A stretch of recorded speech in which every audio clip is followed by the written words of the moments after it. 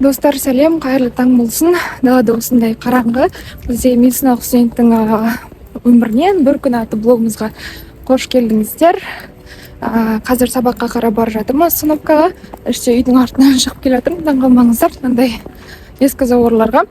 Вот, қазір бірінші пропедевтика сабағы болады.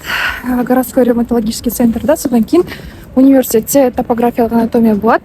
Одан бөлек бүгінгі күнге жоспарлар бар, бір-екі жерге барып қайту керек. Надеюсь, бүгінгі күнді бірге қызықты әрі өнімді етіп өткіземіз деген ойдамын.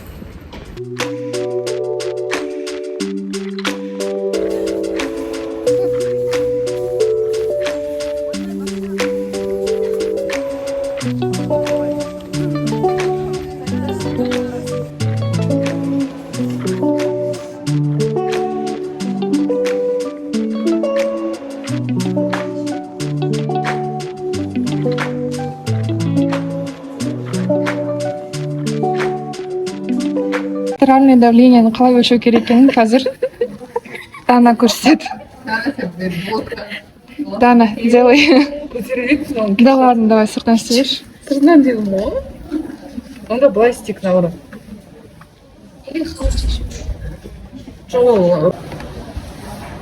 Негізі киім қалың болмаса, манжетті киімнің сыртынан қоя берсе болады.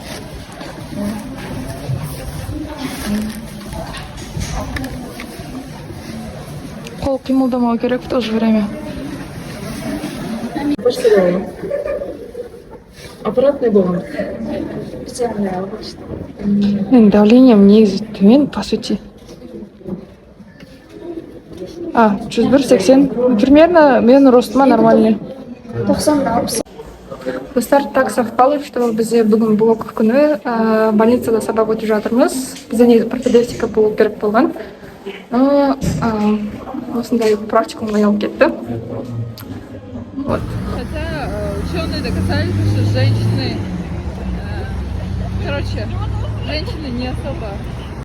Біз пропедевтикадан шықтық, ревматологический центрда. Впрочем, ничего нового не было, просто процедурный кабинеттерде көмектесіп жүрдік. Вот, енді бізде окошко бар, 2 сағат. Сол уақытта бір жерге тамақтанып алайын деп жатырмыз. Бүгінгі күн примерно сағат 11 болды, но түнде ұйықтамағандықтан уже кішкене шаршаңқылық бар. Осындай Алматының көшелерімен.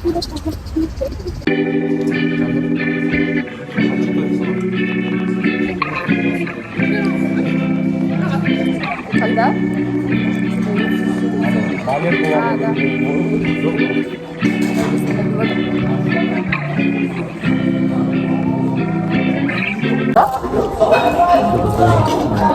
Ажан, привет тебе. Сәлеметсіздер ме? Мен Шарапаттың одногруппницасымын. Да. Мы сейчас обедаем. Надо подкрепиться перед топкой. Точно. Бет айтсашы, Шарапат Нұрдәулетованың подругасы ма? Жоқ, подругасы емес. Здравствуйте, меня зовут Аружан Бахчановна. Я коллега этой прекрасной акушера-гинеколога. Да. И мы сейчас с коллегами обедаем. Вот. Моментик. Yes. Уже хорошие новости. Счастья многого не надо. Да. Топка до самого и все.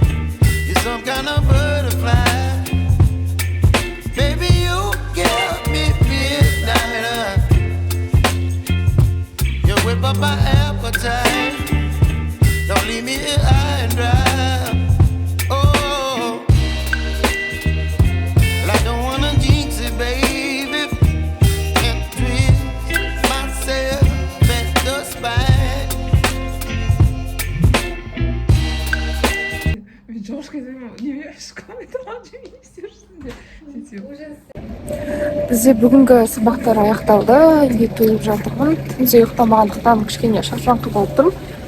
Қазір үйге барып тамақ ішіп ұйықтап алу керек. И ертеңгі болатын информатологияға дайындалу керек. Әзірге осы.